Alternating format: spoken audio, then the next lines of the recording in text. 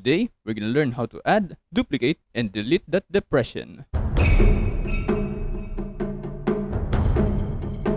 To add object, simply press the following key. Left shift plus A to bring the object add menu, or just by pressing the add button located at the top. As you can see, there are a lot of objects that you can use to add on your 3D viewport. And if you want a different shape, just select anything that you want from the Mesh tab. Now, let's learn how to duplicate objects. There are two types of duplicate command. The first one is standard duplicate, and the other one is clone duplicate. Standard duplicate allows you to duplicate the same object but giving it a separate properties. By pressing the object, then press Shift D.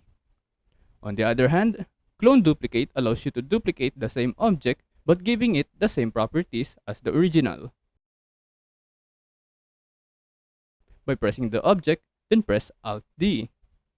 To delete some object, just click the object and press X, then press D or hit delete.